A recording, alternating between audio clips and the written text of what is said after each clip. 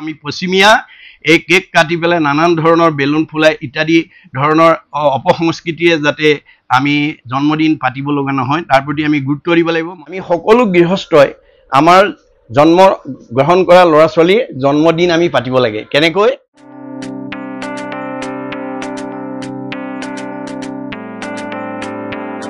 কৃষ্ণ হৰি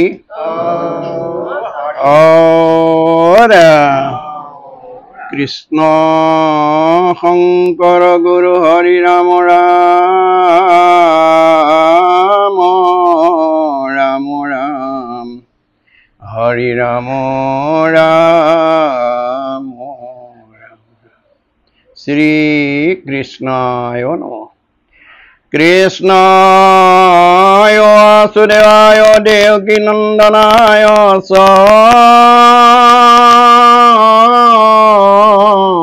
নন্দ গোপ কুমাৰায় গোবিন্দায় নমো নমঃ নমঃ পংকজনভায় নমঃ পংকজমালিনে নমঃ পংকজনেত্ৰায় নমস্তে পংকজংঘ্ৰায়ে বসুদেৱ সুতং কৃষ্ণং কংসচানুৰমৰ্দনং দেৱকী হৃদয়ানন্দং কৃষ্ণং বন্দে জগদ্গুৰু হৰি ৰাম ৰাম ৰাম মুকং কৰোতি বাচালং পংগুলংগয়তে গিৰিং যৎকৃপাতমহং বন্দে পৰমানন্দ মাধৱ কৃষ্ণ পৰম শ্ৰদ্ধাৰ বাবা সমস্ত ভগৱন্ত কৃষ্ণ যুগে যুগে অৱতাৰ হৈ থাকে আৰু অৱতাৰ হৈ তেওঁ কিছুমান গুণলীলা কৰি থৈ যায় আৰু সেই গুণলীলাবিলাক যেতিয়া আমি শ্ৰৱণ আৰু কীৰ্তন কৰিম তেতিয়া আমাৰ জীৱশ্ৰেষ্ঠ মানুহ উদ্ধাৰ হ'ব পাৰে বুলি কৈছে তেওঁ অৱতাৰ হৈ আছে হৈ থাকিব ভগৱন্তৰ অৱতাৰবাদৰ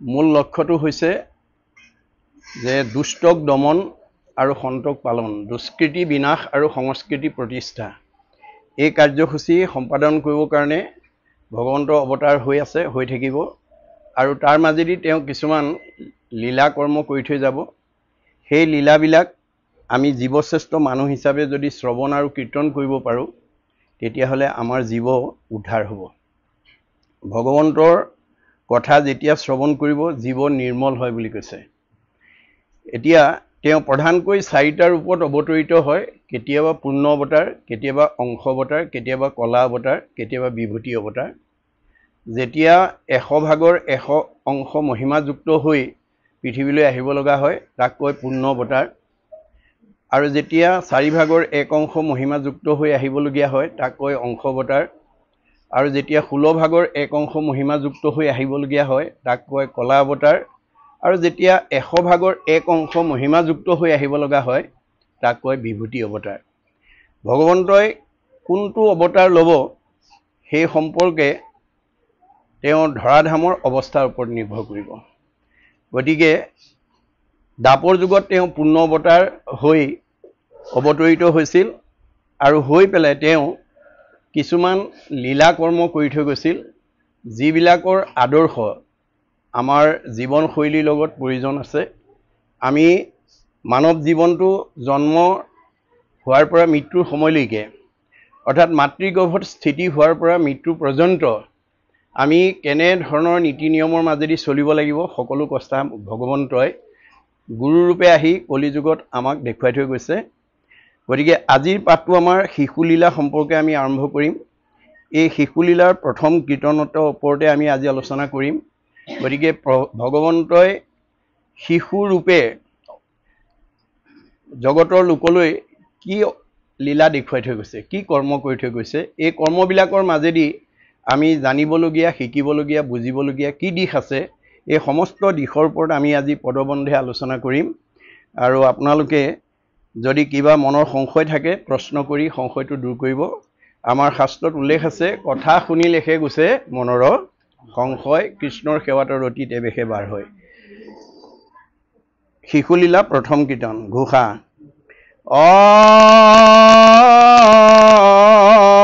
কৃষ্ণ গোপাল কৰুণাময় ৰাম ৰাম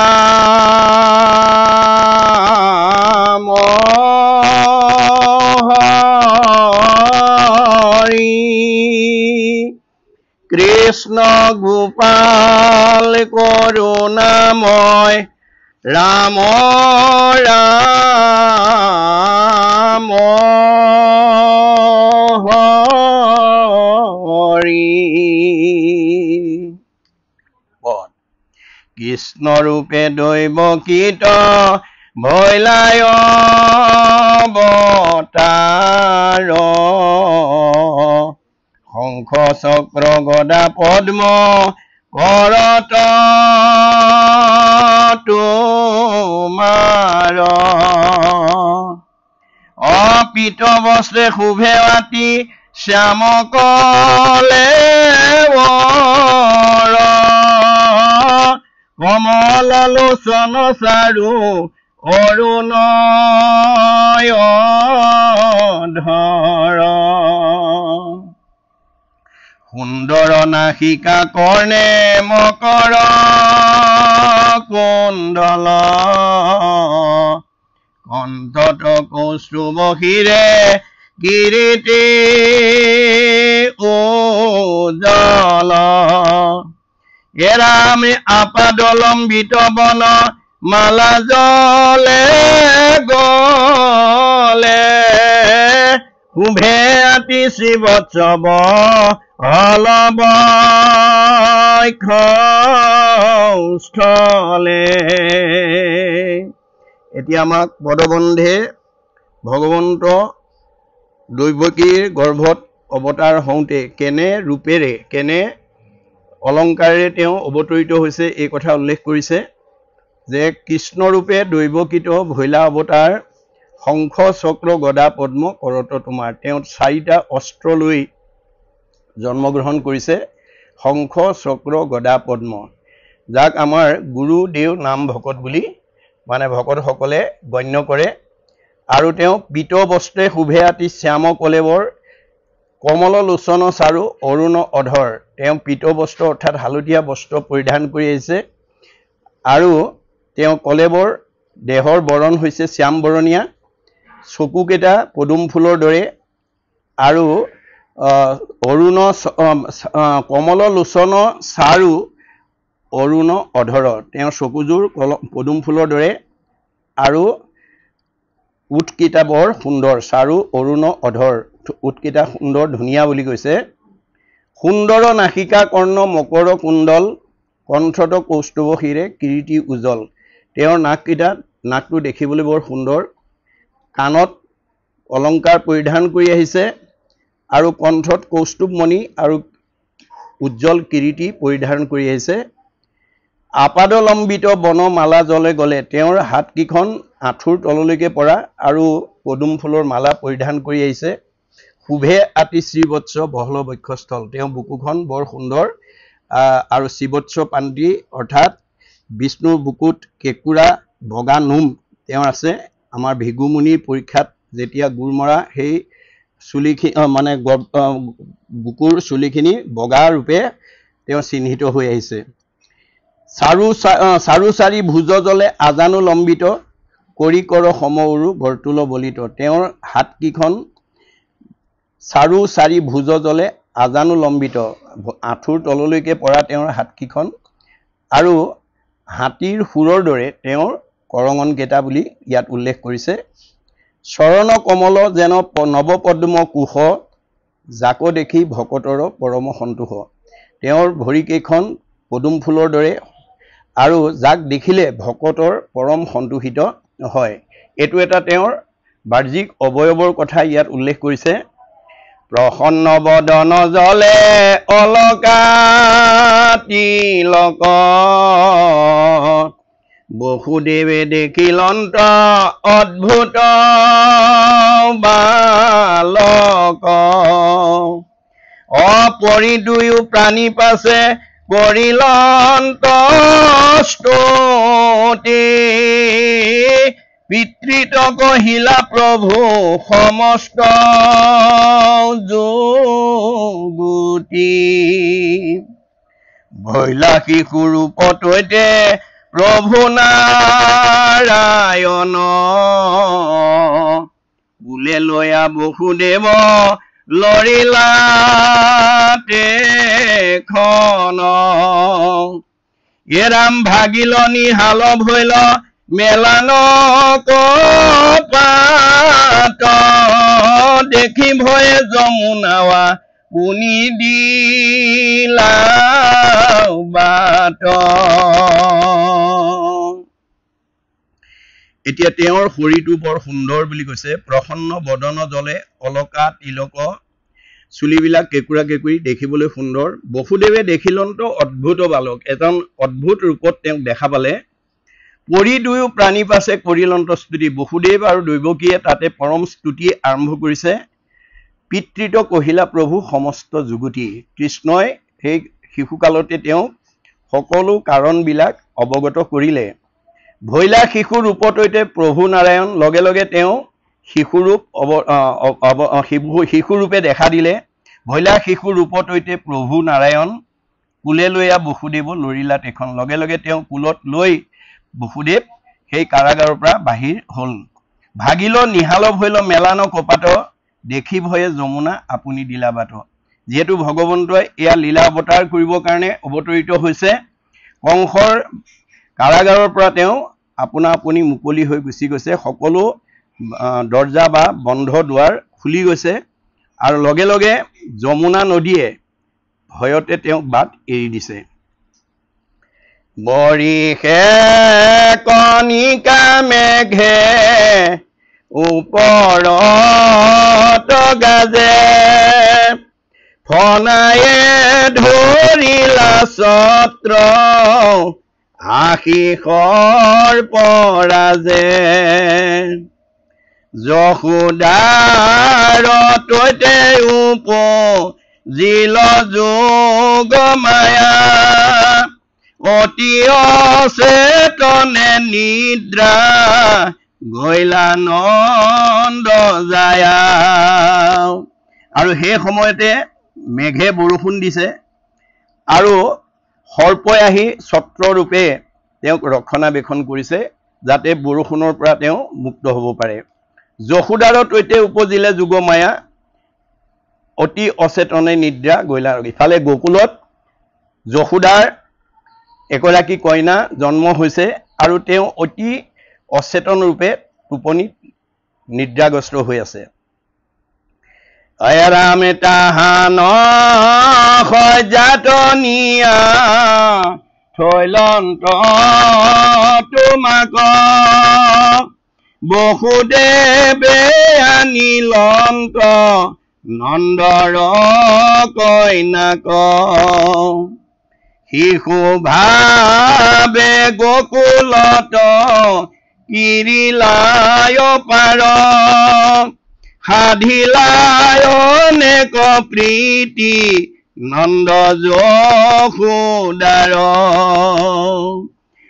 সেই যশোদাৰ শয্যাত নি কৃষ্ণক নি বসুদেৱে ৰাখিলে আৰু নন্দৰ কইনাক তেওঁ লৈ আহিলে এয়া পূৰ্বৰ কৰ্ম আঁচনি অনুসৰি লীলা কৰ্মবিলাক তেওঁ সাধন কৰিছে গোকুলত শিশুভাৱে বহুতবিলাক ক্ৰিয়া কৰি তেওঁ জগতৰ লোকক দেখাই থৈ গৈছে আৰু নন্দ যশোদাৰ অনেক আনন্দ ভাৱৰ কৰ্মবিলাক তেওঁ কৰি দেখুৱাইছে অচিন্ত মহিমা হৰি পুৰুষ পুৰাণ লীলা কৰি অনেক দৈত্যৰ লৈলা প্ৰাণ তেওঁ অচিন্ত মহিমাৰ শেষ নাই আৰু তেওঁ পুৰাণ পুৰুষ তেওঁ আদি অন্ত নাই অনন্ত গতিকে তেওঁ অনেক লীলা কৰি দৈত্যবিলাকৰ প্ৰাণ তেওঁ বধিছে কংসৰ পাঞ্চনি পাই যত দৈত্য আহে তুমি অগণিত যেন পুৰি মৰে যাহে কংসৰ আদেশত যিমানবিলাক দৈত্যই কৃষ্ণক নিধন কৰিবৰ কাৰণে গোকুললৈ আহিলে সকলোবিলাককে তেওঁ লীলা কৰি বধ কৰিলে আৰু সেই দৈত্যবিলাক জুইত ছগা পৰি মৰাৰ দৰে মৃত্যুক সাৱটি ল'ব লগা হ'ল আকিলে কপুতনা মোহিনী নাৰী বেশে স্তন দিয়া কি কুমাৰী ফুৰে দেশে দেশে কুলে ধৰি তোমাক দিলে কষ্ট নদান স্তনপানে পুতনাৰ সুশীলন্ত প্ৰাণ। আৰু কংসৰ নিৰ্দেশনাত পুতনাই নাৰী বেশ ধৰি 20 স্তন দি গোকুলৰ শিশুবিলাকক মাৰিছিল, যাৰ মাজেদি তেওঁলোকে কৃষ্ণক বধৰ আঁচনি গ্ৰহণ কৰি লৈছিল। আৰু কৃষ্ণক কোলাত লৈ যেতিয়া পুতনাই স্তনদান কৰিলে, এই স্তনপান কৰাৰ চলেৰে পুতনাৰ সমস্ত প্ৰাণ তেওঁ শোষণ কৰি তেওঁক মৃত্যুৰ মুখত পেলালে। শকতৰ তলে থৈলা যশোদা খুৱাই, লাঠি হানি শকত পেলাইলা উভুতাই। হেন দেখি যশোদা সোণ দৰি মহা দুখে, আঠে বেঠে কুলে লয়া স্তন দিলা মুখে। শকতৰ অৰ্থাৎ বোজা কঢ়িওৱা গাড়ী। শকত নামে আবিধানিক অৰ্থ হৈছে বোজা কঢ়িওৱা গাড়ী। বোজা কঢ়িওৱা গাড়ীৰ তলত নি যশোদাই কৃষ্ণক শুৱাই থৈছিল আৰু কৃষ্ণই ভৰি মাৰি সেই শকত ওলোটাই পেলাই দিছিল। ইয়াৰ আচল আধ্যাত্মিক দৰ্শনটো হৈছে কি, বোজা কঢ়িওৱা গাড়ী মানে বিষয়ৰ চিন্তা। বিষয়ৰ চিন্তাক প্ৰাধান্য দি যশোদাই প্ৰতীক ধৰ্মী ৰূপে মানে বোজা কঢ়িওৱা গাড়ীৰ তলত কৃষ্ণক শুৱাই থৈছিল। কৃষ্ণই লীলা কৰি ভৰিৰে লাঠি মানে গুৰিয়াই সেই বোজা কঢ়িওৱা গাড়ীখন লুটিয়াই পেলাই দিছিল। ইয়াৰ আচল তাৎপৰ্য হ'ল কি, আমি জীৱশ্ৰেষ্ঠ মানুহ হিচাপে বিষয়তে আমি প্ৰায় প্ৰাধান্য দিওঁ, আৰু বিষয়ক প্ৰাধান্য দি কৃষ্ণৰ গুণলীলা কৃষ্ণৰ কথা শুনাৰ প্ৰতি আমি গুৰুত্বটো নিদিওঁ।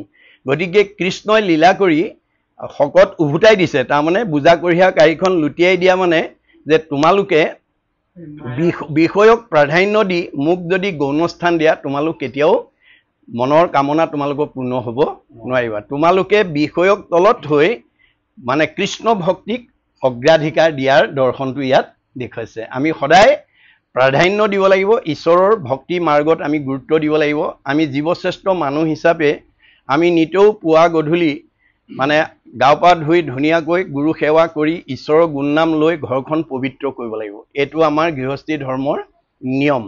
গতিকে যিখন ঘৰত পুৱা গধূলি ভগৱন্তৰ গুণলীলা শ্ৰৱণ কীৰ্তন হ'ব, সেইখন ঘৰত কৃষ্ণ থাকিব। যেই নাম সেই হৰি জানা নিষ্ট কৰি, নামৰ সংগ নচাৰান্ত হৰি। আমি কৃষ্ণক বিচাৰি যাব নালাগে, অৰ্থাৎ ভগৱন্তক আমি বিচাৰিব নালাগে, ভগৱন্তইহে ভকতৰ ঘৰ বিচাৰি ফুৰে। গতিকে আমি এই শাস্ত্ৰ অধ্যয়নৰ যোগেদি অনাগত দিনত এনেকুৱা এঘৰ গৃহস্থীত আমি জীৱন নিৰ্বাহ কৰিব লাগিব, যিখন ঘৰলৈ কৃষ্ণ নমতাকে আহিব। কৃষ্ণ নমতাকে অহা, কৃষ্ণ মানে আনন্দ, আনন্দৰ প্ৰতীক। গতিকে যিখন ঘৰত পুৱা গধূলি ভগৱন্তৰ গুণনাম চৰ্চা হৈ থাকিব, সেইখন ঘৰত কৃষ্ণ থাকিব। কৃষ্ণ যিখন ঘৰত থাকিব, সেইখন ঘৰ আনন্দত থাকিব, মিলা প্ৰীতি থাকিব, মৰম চেনেহত থাকিব, একতাৰ দোলেৰে বান্ধ খাই থাকিব। যে যিখন ঘৰৰ সেই পৰিৱেশ থাকিব, সেইখন কৃষ্ণ থকা ঘৰ বুলি আমি চিনি পাব লাগিব। আৰু যিখন ঘৰত এই ব্যৱস্থা নাথাকে, অৰ্থাৎ পুৱা গধূলি যিখন ঘৰত ধূপ ধূনা নজ্বলে, ঈশ্বৰ উপাসনা নকৰে, সেইখন ঘৰ বিচাৰি আকৌ কোন আহিব? আমাৰ দ্বাদশ স্কন্ধ ভাগৱতত কৈছে, শ্ৰৱণ কীৰ্তন জড়িত কৃষ্ণৰ নকৰে, তৈতেহে ৰাক্ষসীগণে বিঘিনি আচৰে। যিখন ঘৰত পুৱা গধূলি ধূপ ধূনা নজ্বলে, সেইখন ঘৰত ৰাক্ষসীবিলাকে অৰ্থাৎ অঘাসুৰ, বকাসুৰ, প্ৰলম্বাসুৰ, অৰিষ্টাসুৰ, পুতনা, ব্যোমাসুৰ, ধেনুকাসুৰকে প্ৰমুখ্য কৰি চব অসুৰে সেই ঘৰখনত বাস কৰে। ইয়াৰ তাৎপৰ্যটো হৈছে কি, যে তেওঁলোক কায়িকভাৱে নহয়, স্বভাৱগতভাৱে সেই ঘৰখনৰ পৰিয়ালৰ মাজলৈ গুচি আহে। মানে স্বভাৱগতভাৱে, গুণগতভাৱে, অৰ্থাৎ তেওঁলোক এনেকুৱা হ'বগে, যিখন ঘৰত ঈশ্বৰৰ গুণনাম নাথাকে, সেইখন ঘৰৰ মানুহ অলপ কথাতে খং উঠিব, অলপ কথাতে কাজিয়া লাগিব, অলপ কথাতে জেদ কৰিব, অলপ কথাকে অসন্তোষ কৰি ভাত পানী নোখোৱা মনোবৃত্তি ল'ব, অসন্তুষ্ট কৰি ৩-৪ দিনলৈকে ভাত পানী নোখোৱা এটা পৰিৱেশৰ মাজলৈকে যাব। এনে স্বভাৱ যিখন ঘৰৰ পৰিয়ালত থাকিব, সেইখন আমি অসুৰ থকা পৰিয়াল বুলি গণ্য কৰিব লাগিব। গতিকে এতিয়া আমাৰ সেই আখৰিক স্বভাৱবিলাক যিখন ঘৰৰ মানুহত থাকিব সেইখন ঘৰত কেতিয়াও মিলা প্ৰীতি মৰম চেনেহ একতাৰ দোলেৰে বান্ধ খাই থাকিব নোৱাৰে। গতিকে আমি সেই আখৰিক ভাৱবিলাকক কি কৰিব লাগিব? মাৰিব লাগিব। মৰা মানে সংস্কাৰ। গতিকে যিখন ঘৰত ঈশ্বৰৰ গুণ কীৰ্তন চৰ্চা হ'ব সেইখন ঘৰৰ পৰা সেই বেয়া স্বভাৱবিলাক ওলাই যাব। সেইকাৰণে আমি কৃষ্ণৰ গুণানুকীৰ্তন প্ৰত্যেকখন গৃহস্থীয়ে আজি সেৱকী গৃহস্থীটোৱে ল'ৰাটিৰ জন্মদিনৰ উপলক্ষে এই কৃষ্ণৰ গুণনাম ভকতৰ মাজেদি লোৱাইছে। এইটো আমাৰ কাৰণে এটা আদৰ্শনীয়। আমি সকলো গৃহস্থই আমাৰ জন্ম গ্ৰহণ কৰা ল'ৰা ছোৱালীৰ জন্মদিন আমি পাতিব লাগে। কেনেকৈ? এই ধৰণৰ ভকতৰ সৌজন্যত আমি নাম কীৰ্তন পাঠ প্ৰসংগৰ দ্বাৰা আমি তেওঁলোক মানে মৃত্যু পৰ্যন্ত আমি মানে তেওঁলোকৰ জন্মদিন পাতিব লাগে। আমাৰ জন্মদিনহে পাতিব লাগে, মৃত্যুৰ তিথি পাতিব নালাগে। কিন্তু আমাৰ পূৰ্বতে এই নিয়মবোৰ নথকাৰ কাৰণে বা এইটো মানে প্ৰচলিত নোহোৱাৰ কাৰণে আমাৰ বহুত ল'ৰা ছোৱালীয়ে নিজৰ পিতৃ মাতৃৰ জন্মদিন নাজানি মৃত্যুৰ তিথিটোকে মানে স্মৃতি দিন হিচাপে পালন কৰি আছে। আমাৰ গুৰুজনাৰ দৰ্শন মতে বা বেদৰ দৰ্শন মতে আমাৰ জীৱৰ মৃত্যু নাই, জীৱৰ সংস্কাৰ আৰু গতি আছে। আমাৰ গীতাত কৈছে যে অৰ্জুনক কৈছে মানুহ মৰা বুলি কোৱাটো মিছা কথা কৈছে, জীৱৰ মৰণ কহে যিটো জন সবে মিছা মহাভাগ, কৰ্মৰ সংস্কাৰে পুনু দেহলৈ পূৰ্ব দেহ কৰে ত্যাগ। আমাৰ জীৱৰ মৃত্যু নাই, সংস্কাৰ আৰু গতি আছে। আমি যদি প্ৰত্যেকখন ঘৰতে এনেকুৱা প্ৰতিটো ল'ৰা ছোৱালীৰ জন্মদিন উপলক্ষে বা কোনো পবিত্ৰ দিনত যদি বাৰ্ষিক সেৱা হিচাপে আমি যদি এনেধৰণৰ অনুষ্ঠান অনুষ্ঠিত কৰি থাকোঁ তেতিয়াহ'লে সেইখন ঘৰ মানে কি হ'ব? কৃষ্ণ থকা ঘৰ হৈ যাব, সেইখন ঘৰ পবিত্ৰ হৈ যাব। গতিকে যিখন ঘৰত গুণনাম পুৱা গধূলি প্ৰচলিত হৈ থাকিব সেই ঘৰখন পবিত্ৰ হৈ থাকিব। গতিকে আমি এখন পবিত্ৰ ঘৰত থকাৰ পৰিৱেশ আমি সৃষ্টি কৰিব লাগিব। এইটো গুৰুজনৰ দৰ্শন আৰু এইটো বেদৰ দৰ্শন। এইটো মহাপুৰুষ ভগৱন্তই গুৰুৰূপে আৱিৰ্ভাৱ হৈ এই আদৰ্শ আমাক দেখুৱাই থৈ গৈছে। এই আদৰ্শৰে যাতে আমি অনুপ্ৰাণিত হ'ব পাৰোঁ তাৰ কাৰণে আমি প্ৰত্যেকে যত্ন কৰিব লাগিব। কাৰণ হৰি গুণনাম শ্ৰৱণ কীৰ্তন ভজিও হৰি চৰণ মনুষ্য হুইবাৰ এহি মানে মাত্ৰ জানা নিজ প্ৰয়োজন। আমি যে জীৱশ্ৰেষ্ঠ মানুহ হিচাপে পৃথিৱীলৈ আহিলোঁ, আমাৰ মুখ্যতম উদ্দেশ্যটো হ'ব লাগিব ভগৱন্তৰ গুণনাম আমি ল'ব লাগিব। বিশেষকৈ পুৱা গধূলি আমি প্ৰত্যেকখন ঘৰতে যাতে আমি ঈশ্বৰৰ গুণনাম যাতে ল'ব পাৰোঁ। আৰু ভগৱন্তৰ গুণনাম লোৱাৰ লগে লগে আমাৰ জীৱবিলাক নিৰ্মল হৈ যায় বুলি কৈছে, পবিত্ৰ হৈ যায় বুলি কৈছে। কেনেকৈ হয়? মাধৱপুৰুষে ঘোষাত লিখিছে কৰ্ণপথে ভকতৰ হিয়াত প্ৰৱেশী হৰি দুৰ্বাসনা হৰে সমস্তই, জলৰ যতে কমল যেহেন শৰতকালে স্বভাৱতে নিৰ্মল হোৱাই। যেনেকৈ শৰৎকালৰ প্ৰাণী স্বভাৱতে নিৰ্মল হৈ যায়, কৃষ্ণ কথা কাণেদি সোমোৱাৰ লগে লগে আমাৰ বেয়া ভাৱনাবিলাক ওলাই যাবলৈ বাধ্য হয়। যেনেকৈ এটা খালী বটলত পানী ভৰাই দিয়াৰ লগে লগে তাৰ ভিতৰৰ বায়ুবিলাক ওলাই যাবলৈ বাধ্য হয়, কৃষ্ণ কথা শুনাৰ লগে লগে আমাৰ বেয়া ভাৱবোৰ ওলাই যাবলৈ বাধ্য হয়। তে আমাৰ জীৱবিলাক ইমান নিৰ্মল হয়। আমি প্ৰত্যেক দিনে আমি প্ৰত্যেক গৃহস্থীতে যদি এনেকুৱা ধৰণৰ অনুষ্ঠান আমি অনুষ্ঠিত কৰি থাকোঁ তেতিয়া সেইখন ঘৰ সদায় পবিত্ৰ হৈ থাকিব, সেইখন ঘৰ শুদ্ধ হৈ থাকিব, সেইখন ঘৰত কৃষ্ণ থাকিব, সেইখন ঘৰত আনন্দ থাকিব, সেইখন ঘৰত মিলা প্ৰীতি থাকিব, সেইখন ঘৰত মৰম চেনেহ থাকিব আৰু সেইখনৰ জীৱবিলাক সংস্কাৰী হ'ব। গতিকে জীৱৰ সংস্কাৰ আৰু গতি আছে। গতিকে শাস্ত্ৰ যেনেকৈ এখন মলি কাপোৰৰ পৰা মলি গুচাবলৈ চাবোন বা চাৰ্ফ ব্যৱহাৰ কৰিব লাগে, ঠিক তেনেকৈ এটা জীৱ কৰ্মবন্ধৰ দুখৰ পৰা অৰ্থাৎ পূৰ্বজন্ম কৰ্ম দুখৰ পৰা মুক্ত হৈ জীয়াই থকা কেইদিন শান্তিত থাকিবৰ কাৰণে আমি কৃষ্ণ কথা শুনিব লাগিব। উদ্ধৱক এই কথা যাবৰ সময়ত কৈ থৈ মাধৱে বুলন্ত সখী শুনা সবে ভেদ মূৰ ভকতি সে কৰে কৰ্মবন্ধ ছেদ। গতিকে আমাৰ কৰ্মবন্ধবিলাক জীৱৰ লগত গাঁঠি লাগি আহে বুলি কৈছে। আৰু যেতিয়া ঈশ্বৰ কৃষ্ণৰ কথা শ্ৰৱণ কীৰ্তন কৰিব ভিদ্যতে হৃদয় গ্ৰন্থি ছিদ্যতে সৰ্ব সঞ্চয়, তেতিয়া সকলোবিলাক পূৰ্ব কৰ্মবন্ধবিলাকৰ গাঁঠি খুলি যাব আৰু আমাৰ জীৱবিলাক সংস্কাৰ মানে সংশয় মুক্ত হৈ যাব। এই দৰ্শনটো আমাক মহাপুৰুষে দেখুৱাইছে আৰু এই লীলাৰ মাজেদি কৃষ্ণই সৰু কালতে এই কথাবিলাক আমাক দেখুৱাইছে। তেওঁ মানে গোকুলত সৰু কালতে কেইবাটাও দৈত্য বধ কৰাৰ উদাহৰণ আমাৰ এই শিশুলীলা অধ্যায়ত আছে। ইয়াৰ উদ্দেশ্যটো হৈছে যে আমি সৰু কালতে যদি শিশুবিলাকৰ মনৰ পৰা বেয়া ভাৱবিলাক আসুৰিক ভাৱবিলাক যদি আঁতৰাই দিব নোৱাৰোঁ, সংস্কাৰ কৰিব নোৱাৰোঁ, সেইটো শিশু ভৱিষ্যতে পুথিগত ডিগ্ৰীত বহুত ডিগ্ৰীধাৰী হ'লেও তেওঁৰ আচৰণ ব্যৱহাৰৰ পৰা হয়তো মানুহ সন্তুষ্ট নহ'বও পাৰে।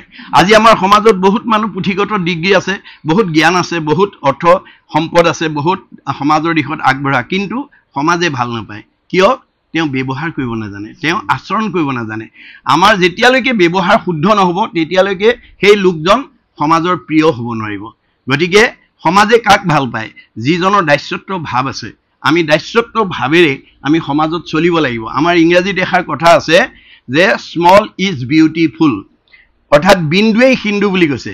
আমাৰ কবিৰ ভাষাত এটুপ এটুপ কৰি ডাৱৰৰ পানী পৰি ভৰি গ'ল বহল সাগৰ।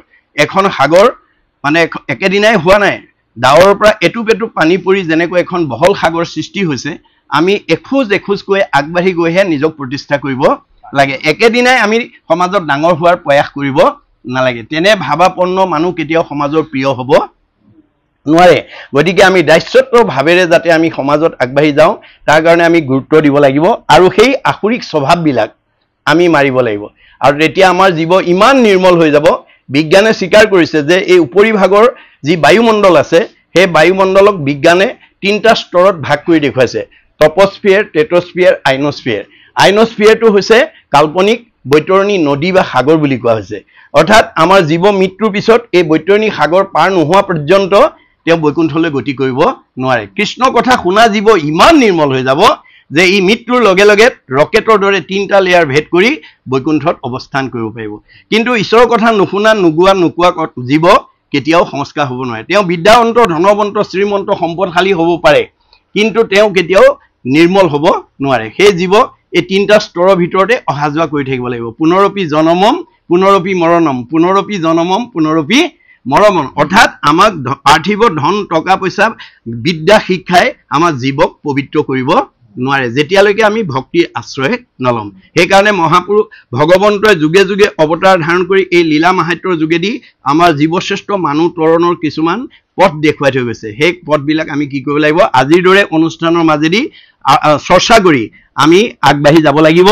গতিকে এতিয়া সেই বোজা কঢ়িওৱা গাড়ীৰ তলত থোৱাৰ কাৰণে ভগৱন্তই ভৰিয়ে লটিয়াই যেতিয়া বোজা কঢ়িওৱা গাড়ীখন উভুটাই পেলাইছে, আঠে বেঠে কুলে হেন দেখি যশোদা সুন্দৰী মহা দুখে, আঠে বেঠে কুলে লৈয়া স্তন দিলা মুখে। তেতিয়া তেওঁ আঠে বেঠে গৈ বুকত লৈ স্তন প্ৰদান কৰিছে। কৃষ্ণৰ কিংকৰে কহে শংকৰে যুগতে, ৰাম নাম বিনে নাহি কাহাৰো মুকুতি, হেন জানি নিৰন্তৰে এৰায়ান কাম, পাতক চালুক ডাকি বোলা ৰাম ৰাম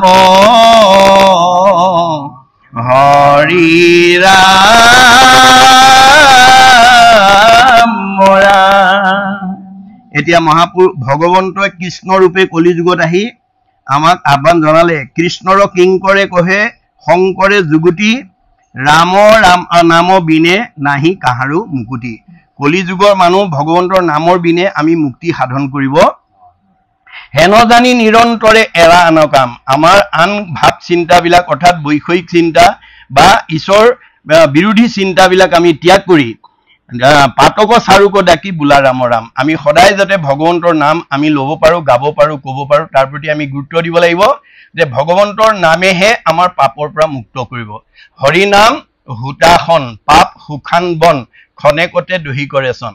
ভগৱন্তৰ নামক মানে জুইৰ লগত তুলনা কৰিছে। যেনেকৈ শুকান বনত জুই লাগিলে তৎক্ষণাৎ পুৰি যায়, ভগৱন্তৰ নামে আমাৰ সমস্তৰে অন্তৰৰ পাপবিলাক দহন কৰি পেলাই, নাইকিয়া কৰি পেলাই, ঘৰখন পবিত্ৰ কৰি পেলাই। গতিকে আমি ভগৱন্তৰ নাম যাতে দৈনন্দিন জীৱনত আমাৰ ল'ব পাৰোঁ আৰু এনেধৰণে আমাৰ সতি সন্তানৰ জন্মদিনত আমি গুৰুজনাৰ আদৰ্শৰে যাতে আমি জন্ম উদযাপন কৰিব পাৰোঁ তাৰ প্ৰতি গুৰুত্ব দিব লাগিব। আমি পশ্চিমীয়া এই কেক কাটি পেলাই নানান ধৰণৰ বেলুন ফুলাই ইত্যাদি ধৰণৰ অপসংস্কৃতিৰে যাতে আমি জন্মদিন পাতিব লগা নহয় তাৰ প্ৰতি আমি গুৰুত্ব দিব লাগিব। মহাপুৰুষ গুৰুজনাই কেৱল ভগৱন্তৰ নামৰ দ্বাৰাহে পাপ বিনাশ কৰাৰ কথা কৈছে। পাপ অন্য বস্তু নহয়, আমাৰ মনৰ কিছুমান বেয়া গুণৰ সমষ্টি বুলি দাৰ্শনিক পণ্ডিতে অভিমত কৰিছে। কুবুদ্ধি, অসৎ চিন্তা, অসৎ ভাৱনা, অসৎ পৰিকল্পনা, কুসংস্কাৰ, অন্ধবিশ্বাস, মনৰ সংকীৰ্ণতা, কুপৰম্পৰা, এইবিলাকৰ পৰা আমি নিজক মুক্ত কৰিব লাগিব আৰু এইবিলাকৰ পৰা মুক্ত হ'বলৈ হ'লে আমি এই ভগৱন্ত গুৰুৰূপে আহি আমাক যি শাস্ত্ৰ ভাগৱতৰ মাজেদি যিবিলাক উপদেশ দি থৈ গৈছে সেই উপদেশৰ মাজেদি যাতে আমি সমাজখন পৰিচালিত কৰিব পাৰোঁ নিজক পৰিচালিত কৰিব পাৰোঁ ঘৰখনক পৰিচালিত কৰিব পাৰোঁ পৰিয়ালক পৰিচালিত কৰিব পাৰোঁ আৰু ইয়াৰ মাজেদি যাতে আমি পৰিৱেশটো প্ৰদূষণমুক্ত কৰিব পাৰোঁ কাৰণ আজি অনুষ্ঠানটোৰ যদিও ব্যক্তিগতভাৱে পতা হৈছিল এটি ল'ৰাৰ জন্মদিন উপলক্ষে ইয়াৰ মাজেদি আজি আমাক বহুতকে উপকাৰ কৰা হ'ল আমাৰ যিসকলক আমন্ত্ৰণ কৰি আনি ইতিমধ্যে ভগৱন্তৰ নাম গাবলৈ আমাক সুবিধা দিলে আৰু ঈশ্বৰৰ কথা শুনিবলৈ সুবিধা দিলে আমাৰ জন্মান্তৰ কাৰণে আমি জীৱনৰ যিমানবিলাক দিন পাৰ কৰিছিলোঁ তাৰ ভিতৰত আজিৰ এই দিনটোৰ এই সময়কণ আমাৰ কাৰণে অত্যন্ত মানে মূল্যৱান কাৰণ আজি আমাৰ অক্ষয় পুণ্য সঞ্চিত হৈছে কাৰণ ভগৱন্তৰ কাৰণে আমি যিকণ সময় দিম যিমানে কৃষ্ণক দিয়ে সেই অক্ষয় ইহাক নিবাক একো জনে নপাৰে এই পুণ্যটো আমাৰ কেতিয়াও কোনেও নিব নোৱাৰে আন কৰ্মে লগাইলে যতেক সিও हुए বৃথা জনমো বৃথা हुए নুশুনয় কৃষ্ণ কথা আমি দৈনন্দিন জীৱনত যাতে কৃষ্ণ কথা এটা সদায় হয়তো আমি এনেকৈ সামাজিকভাৱে নাপাব পাৰোঁ কিন্তু ব্যক্তিগতভাৱে হ'লেও আমি দশম কীৰ্তন ঘোষা ৰত্নাৱলী গীতা ভাগৱতৰ কিবা এটা অধ্যায় যাতে এটা ছেদ এটা আমি যাতে পঢ়ি নিজৰ লগতে ঘৰখন যাতে আমি পৰিশোধন কৰিব পাৰোঁ আমাৰ দুখন ঘৰৰ কথা দেখুৱাইছে শাস্ত্ৰই এখন ঘৰ উদ্ধৱক চিনাকি কৰি থৈ যোৱা ঘৰখন মোহৰ সেৱাৰ যোগ্য মনুষ্য শৰীৰ ইহাকে বুলিও গৃহ জানা মহাবীৰ এখন হৈছে আমাৰ নিজৰ শৰীৰটোকে এখন ঘৰ বুলি দেখুৱাইছে এইখন ঘৰটো আমি কৃষ্ণক ৰাখিব লাগিব দেই কেনেকৈ আমাৰ শাস্ত্ৰত কৈছে যিটো নাম লয় হৰি তাৰ হয় ই পুনৰ হয় চবৰে যিয়ে নাম ল'ব ভগৱন্ত তাৰ হৈ থাকিব আৰু ভগৱন্ত যাৰ লগত থাকিব কোনোনো দুৰ্লভ হৰি সুপ্ৰসন্ন ভগৱন্ত যাৰ প্ৰতি প্ৰসন্ন থাকিব তাৰ কোনো দুৰ্লভ থাকিব নোৱাৰে গতিকে আমি প্ৰথম নিজৰ ঘৰখনত আমি ঈশ্বৰক ৰাখিব লাগিব দ্বিতীয়তে আমি পৰিয়ালিক ঘৰখনতো আমি ঈশ্বৰক ৰাখিবৰ কাৰণে আমি কৰ্ম আচৰণ লাগিব সেই কাৰণে আমাৰ প্ৰত্যেকখন ঘৰতে গুৰুগৃহ নিতান্ত প্ৰয়োজন গতিকে মই ভবা নাই যে আজি আমাৰ এই গাঁওখন বা এইখন সমাজত কাৰোবাৰ ঘৰত গুৰুগৃহ নাই গতিকে কিবা কাৰণত যদি কিবা অভাৱৰ কাৰণে যদি আমাৰ গুৰুগৃহ নাথাকেও তেতিয়াহ'লে অহাকালিৰ পৰা হ'লেও আমি ঘৰৰ আছুতীয়াকৈ অকণমান জেগাত আৰবেৰ দি হ'লেও আমাৰ ঠগী এখনত দশম কীৰ্তন ঘোষা ৰত্নাৱলী বা গুণমালা এখন থৈ হ'লেও আমি ঈশ্বৰ উপাসনা ল'ৰা ছোৱালীকেইটাৰ লগত লৈ কৰিব লাগিব আৰু উপাসনা কৰোঁতে ভগৱানক মাত্ৰ আমি প্ৰাৰ্থনা কৰিব লাগিব কি বুলি শইকীয়া বাপৰ দৰে মানে ভৰালী বাপৰ দৰে হাজৰিকা বাপৰ দৰে বৰা বাপৰ দৰে মোৰো সুন্দৰ গুৰুগৃহ অকণমান বনোৱাৰ হেঁপাহ আছে কিন্তু এইকেইটা অভাৱৰ কাৰণে মই পৰা নাই কৃপা কৰি প্ৰভু মোৰ মনৰ বাঞ্ছাটো পূৰণ কৰিব এই বুলি আপুনি সদায় ঈশ্বৰৰ ওচৰত মনৰ ভাৱটো নিবেদন কৰক ভগৱন্তই কৈছে মই তোমাৰ হৃদয়তে আছোঁ সমস্ত ভূতৰে মই আছোঁ হৃদয়ত মই সকলোৰে হৃদয়তে মই অৱস্থান কৰি আছোঁ কিয় আছোঁ যাদৃশী ভাৱনা জৈছ সিদ্ধি ভৱতী তাদৃশী যোনে যেনেকৈ ভাবে তেওঁ মনৰ ভাৱনা তেনেকৈ পূৰণ কৰিবৰ কাৰণে মই হৃদয়তে আছোঁ গতিকে আমি ভাৱবিলাক তেওঁক আমি জনাব লাগিব আমি জানাব লাগিব ভগৱন্ত কল্পতৰু বৃক্ষ বুলি কৈছে কল্পতৰু বৃক্ষ ভাগৱত কল্পতৰু বৃক্ষ ভকত কল্পতৰু বৃক্ষ পাৰিজাত কল্পতৰু বৃক্ষ কল্পতৰু বৃক্ষৰ বৈশিষ্ট্য কি যি বিচাৰে তাকে পায় কিন্তু কল্পতৰু বৃক্ষৰ এটা বৈশিষ্ট্য আছে কি যে কল্পতৰু বৃক্ষ যদি সবাটো সমান মাগন্তা জনক মাত্ৰ দেই ফলদান কল্পতৰু বৃক্ষৰ স্বভাৱটো কি যে বিচাৰিব লাগিব ভগৱন্তৰ হৃদয়তে আছে আপুনি মনৰ ভাৱটো তেওঁক জনাব লাগিব আৰু সেই আদৰ্শৰে আমি উঠি অহা প্ৰজন্মকো আগুৱাই নিব লাগিব আপোনাৰ ল'ৰাটো বা ছোৱালীজনী স্কুললৈ যাত্ৰা কৰিছে মহাবিদ্যালয়লৈ গৈছে বিশ্ববিদ্যালয়লৈ গৈছে কৰ্মস্থানলৈ গৈছে কোনোবা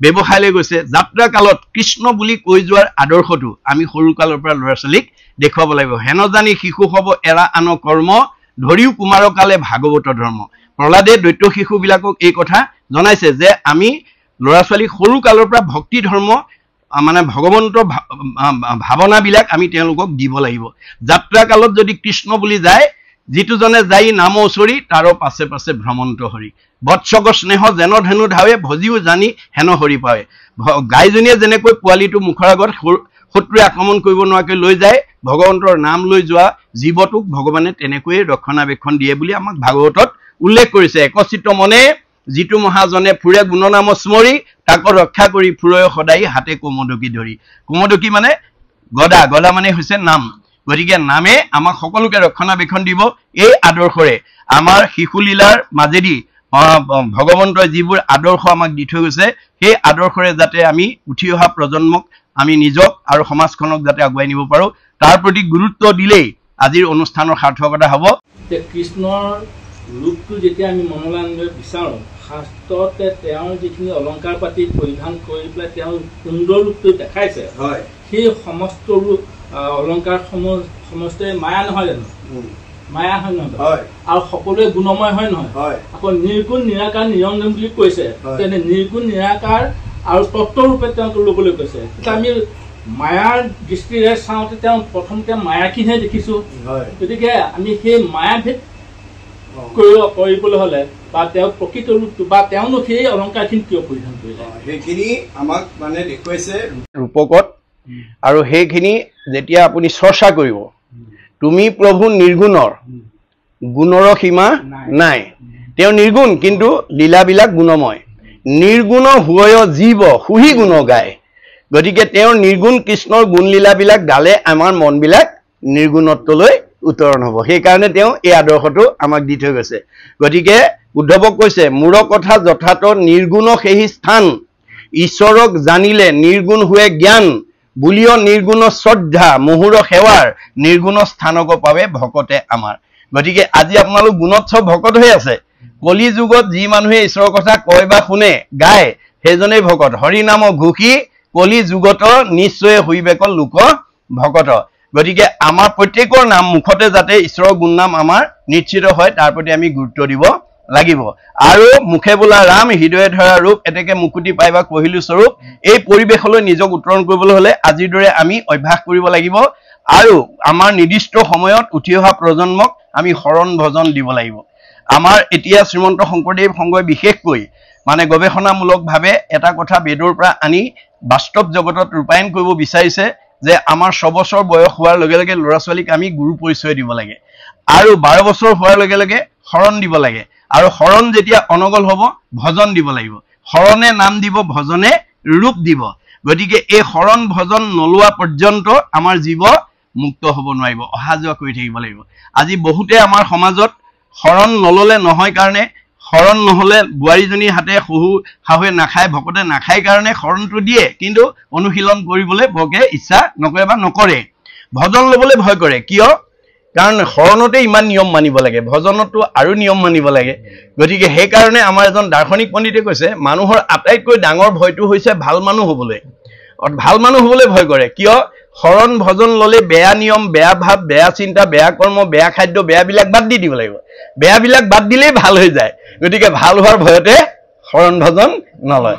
এই ভয়টো যদি কাৰোবাৰ আমাৰ সমাজৰ আছে, সেইখিনি আজি ত্যাগ কৰি আমি যাতে কম সময়ৰ ভিতৰতে যাতে শৰণ ভজন লৈ আমি জীৱটোক যাতে উদ্ধাৰ কৰিব পাৰোঁ তাৰ প্ৰতি আমি গুৰুত্ব দিব লাগিব। গতিকে আমাৰ ভয়টো ভকতৰ নাই, ভকতৰ ভয় আছে কৈত। ভকত হ'লে ভয় কৰিবলগীয়া নাথাকে। ভকতক ভগৱন্তই সদায় উদ্ধাৰ কৰে।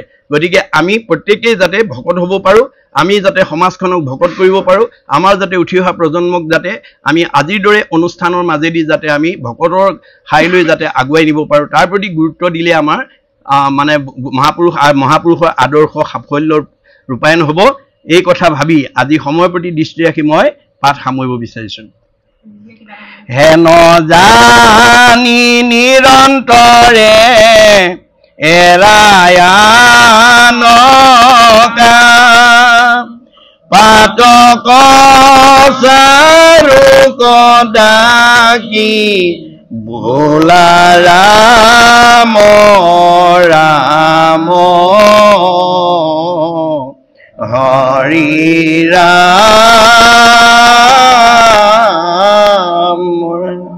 জয় ৰাম, জয় নাৰায়ণ, জয় কৃষ্ণ, জয় জগৎগুৰু শ্ৰীমন্ত শংকৰ। অ হৰি অ ৰাম। অপৰাধ বিনাশন তজ নাম নাৰায়ণ, জানি নামে পখি শৰণে আন গতি নাহিকে মৰণে। অপৰাধ ক্ষমা কৰি তুমি দয়াশীল হৰি মোক ৰক্ষা কৰি চৰণে ৰাম মোক ৰক্ষা কৰি চৰণে কৃষ্ণ হৰি শ্ৰীমন্ত শংকৰ হৰি ভকতৰ জানা যে নকল্প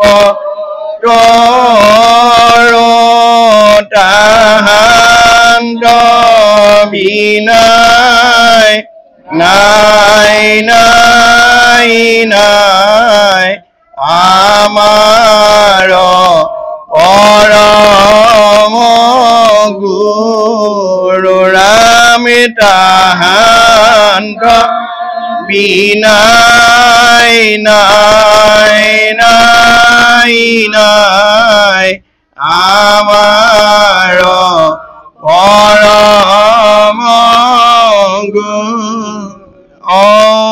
হৰি কৃষ্ণ